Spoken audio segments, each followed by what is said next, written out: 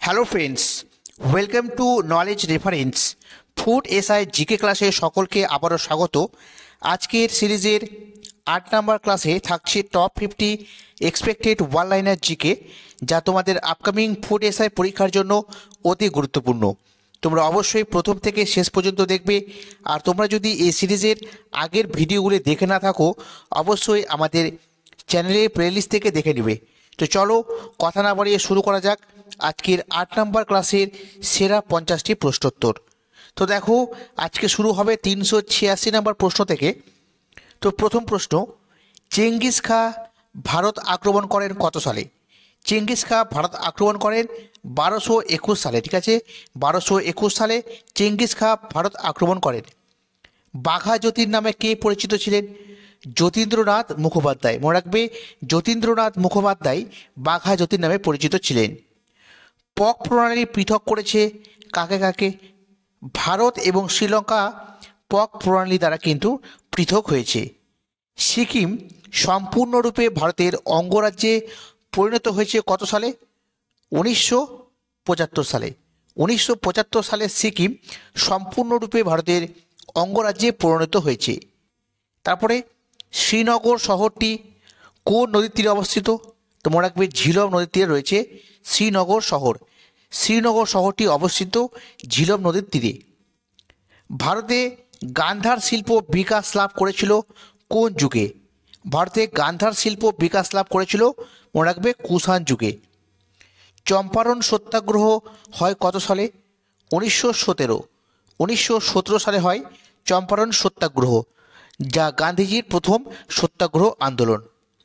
তারপরে সাম্প্রদায়িক বাটোয়ারা নীতি চালু করেন কে? সাম্প্রদায়িক বাটোয়ারা নীতি চালু করেন র্যামসে ম্যাকডোনাল্ড। ঠিক আছে, র্যামসে ম্যাকডোনাল্ড। তারপরে মধ্যপ্রদেশে সাঁচি স্তূপ কে নির্মাণ করেন? মধ্যপ্রদেশে যে সাঁচি স্তূপ রয়েছে তা নির্মাণ করেন সম্রাট অশোক। কালাহারি মরুভূমি কোথায় রয়েছে? পশ্চিম আফ্রিকায়। মনে রাখবে, পশ্চিম আফ্রিকায় অবস্থিত কালাহারি মরুভূমি। তারপরে বোম্বে স্টক এক্সচেঞ্জ স্থাপিত হয় কত সালে? বোম্বে স্টক এক্সচেঞ্জ স্থাপিত হয় 1875 সালে। মনে রাখবে, 1875 সালে স্থাপিত হয় বোম্বে স্টক এক্সচেঞ্জ। পরবর্তী প্রশ্ন দেখব। দেখো, মাউন্ট এভারেস্টের পূর্ব নাম কী ছিল? মাউন্ট এভারেস্টের পূর্ব নাম কী ছিল? তো পিক 15। পিক 15 হলো মাউন্ট এভারেস্টের পূর্ব নাম। তারপরে ভারতের প্রথম পাটকল স্থাপিত হয় কোথায়? রিসরাতে। 1855 সালে। 1855 সালে রিসরাতে ভারতের প্রথম পাটকল স্থাপিত হয়। তারপর হচ্ছে জওহর রোজগার যোজনা। জওহর রোজগার যোজনা চালু হয় 1989 সালে। এই স্কিমটি 1989 সালে চালু হয়। কোণার্কের সূর্য মন্দির কে নির্মাণ করেন? কোণার্কের সূর্য মন্দিরটি নির্মাণ করেন প্রথম নরসিংহ বর্মন। প্রথম নরসিংহ বর্মন। পরিব্রাজক গ্রন্থের লেখককে? স্বামী বিবেকানন্দ। পরিব্রাজক গ্রন্থের লেখক হচ্ছে স্বামী বিবেকানন্দ।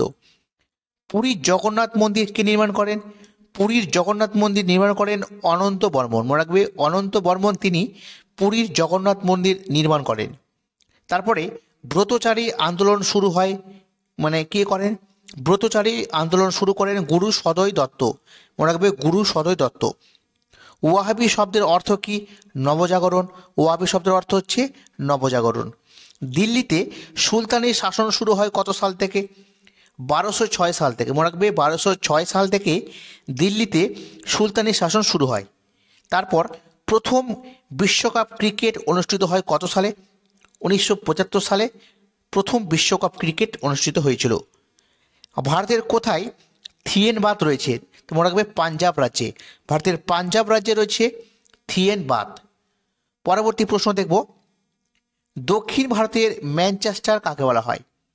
দক্ষিণ ভারতের ম্যানচেস্টার নামে পরিচিত হচ্ছে কোয়েম্বেটুর। মনে রাখবে, কোয়েম্বেটুরকে বলা হয় দক্ষিণ ভারতের ম্যানচেস্টার। তারপর বল্লভপুর অভয়ারণ্য কোথায় রয়েছে? বল্লভপুর অভয়ারণ্য রয়েছে বীরভূম জেলায়। ঠিক আছে। তিলপাড়া ব্যারেজ এটা কোথায় রয়েছে? ময়ূরাক্ষী নদীতে। ময়ূরাক্ষী নদীতে রয়েছে তিলপাড়া ব্যারেজ। তারপর ভারতের প্রথম পারমাণবিক কেন্দ্রের নাম কি?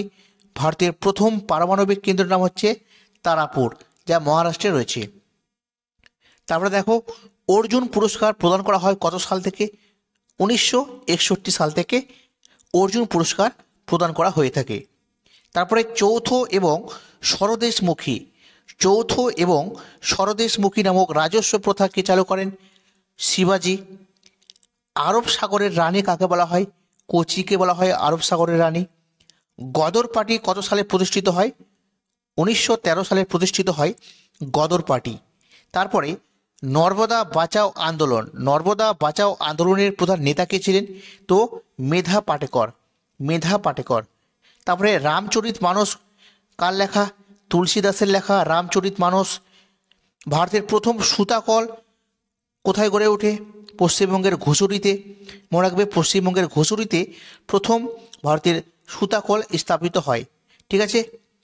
পরবর্তী প্রশ্ন, চিরস্থায়ী বন্দোবস্ত কত সালে চালু হয়?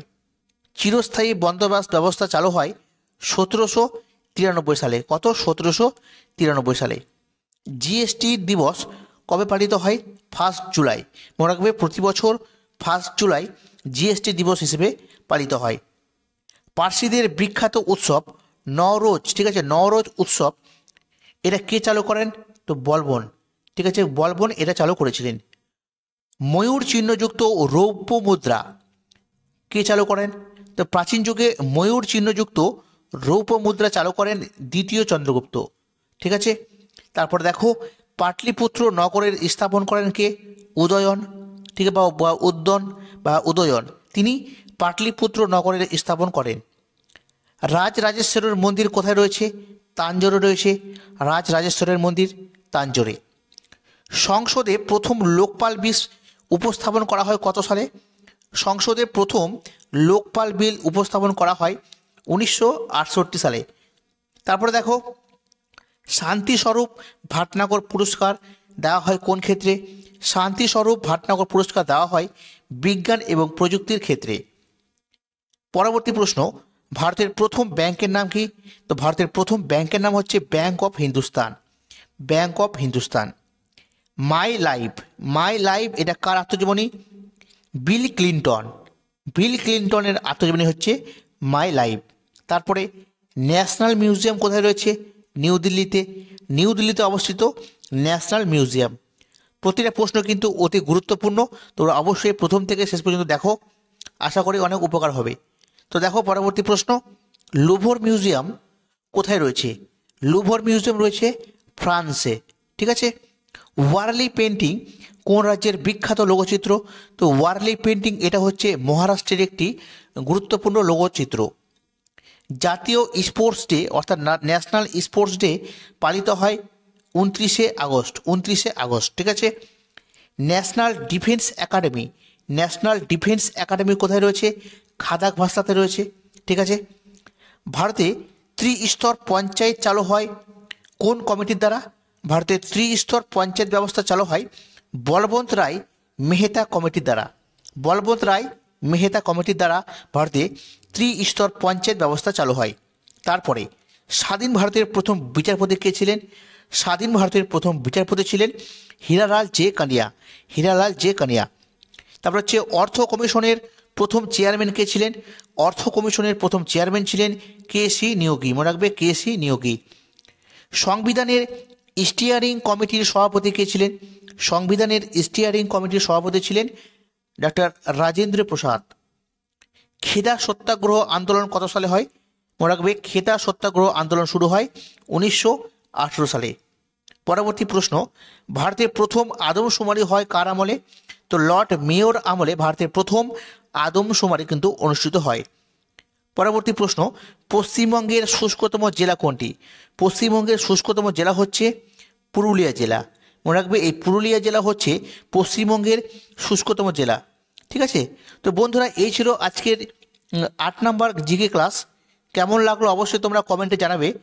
যদি ভালো লাগে অবশ্যই লাইক, শেয়ার এবং সাবস্ক্রাইব করবে। ঠিক আছে। তো আজকে এই পর্যন্তই। সকলে ভালো থাকবে। Thank you.